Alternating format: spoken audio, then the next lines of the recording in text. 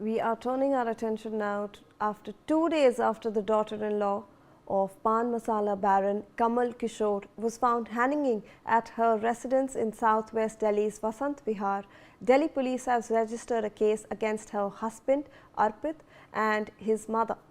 To remind the viewers, Deepti Chaurasia, aged 38, was found hanging inside a room of a Vasant Vihar residence. Police said that it was the husband who made a PCR call after discovering the body. On the complaint of her mother of the deceased, a case under sections 108, 3 and 5 of the Bharatiya Nyaya Sanhita had been registered at the Vasant Vihar police station against the husband and the mother-in-law.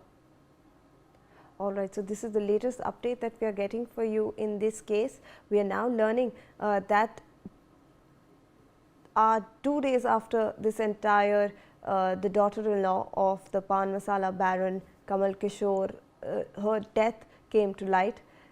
The police has now registered a case against her husband and his mother as well. So this is the husband of Deepti Chaurasia, whose name has been reportedly identified as Arpit, and his mother as well has been booked by the Delhi police. Joining us on the broadcast is my colleague Javed Hussain with more details. Javed, ये नया development आया है जिसमें Delhi police ने जो case register किया है उसमें उसके हस्बैंड अर्पित और उसकी माँ जो थी उनके खिलाफ ये एफआईआर दर्ज किया गया है. All right, I believe that the line has been disconnected. We'll try to reconnect with Javed over here, but remember this is a very sensitive case that had in fact come up 2 days ago, and Deepti Chaurasia, who was 38 years old, she was found hanging inside a room of a Vasant Vihar residence. So earlier this had been taken up as a case of suicide, that Deepti Chaurasia had died by suicide. However, now the police is saying that it was the husband and the mother, his mother, who has been booked. Javed, ये नया development हुआ है जिसमें Delhi police ने case register किया है दीप्ति चौरसिया के husband के खिलाफ और उनकी जो मदर इन लॉ थी उनके खिलाफ.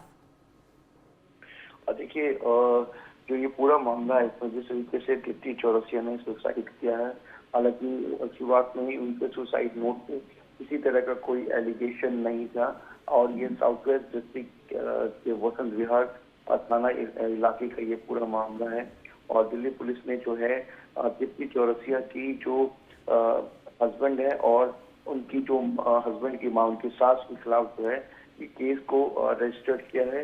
और इसमें आपको बता दें कि दीप्ति चौरसिया जिनकी एज करीब 40 साल के करीब है, और वो पंखे से लटकी हुई मिली थी वसंत विहार के अपने घर में.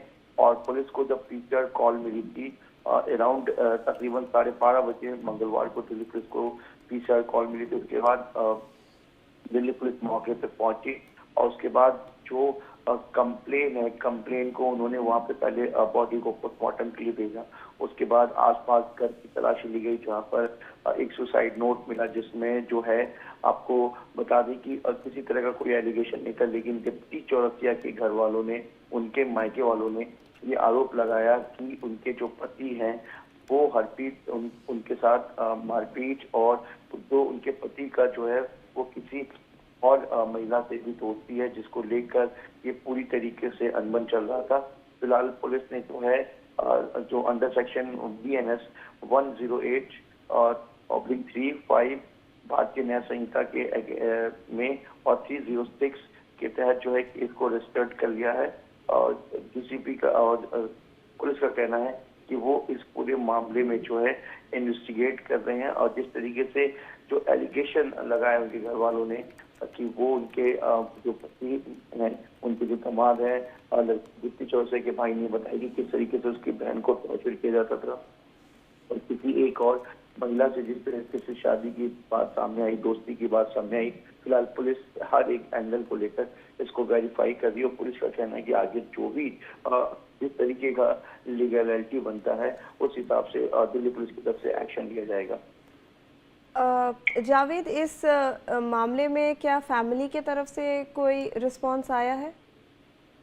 जी देखिए, फैमिली ने पहले ही बोला था कि जो दीप्ति जोरसा के ससुराल वालों की तरफ से कि दिल्ली पुलिस की तरफ से जो भी कहा जाएगा या जो भी बोला जाएगा उनकी तरफ से वो पूरी कोऑपरेशन किया जाएगा इन्वेस्टिगेशन में, और वो कहीं भाग नहीं रहे हैं। और ये जो आरोप लग रहा है ये बेबुनियाद है, और दिल्ली पुलिस की इन्वेस्टिगेशन में जो भी मदद दिल्ली पुलिस जो भी हमसे पूछताछ करेगी हम उसमें पूरी मदद करेंगे। और जो भी ये चीजें हैं बेबुनियाद है। वहीं दूसरी तरफ दीप्ति के घर वालों ने ये आरोप लगाया था कि लगातार आरोप लगाया कि दीप्ति परेशान चल रही थी, दीप्ति को ये लोग कोलकाता भी ले गए थे, वहां पे उन्होंने उसको वहां पे रखा था, लेकिन बाद में दीप्ति के ससुराल वालों की तरफ से दीप्ति को वापस ले जाया गया। ये कहता है कि किसी तरह की कोई दिक्कत नहीं होगी, लेकिन फिलहाल जिस तरीके से दीप्ति ने सुसाइड किया है उनके घर वालों का ये कहना है कि उसको प्रेशराइज किया जा रहा था, उसको परेशान किया जा रहा था, जिससे कि तंग आकर उसने सुसाइड कर लिया।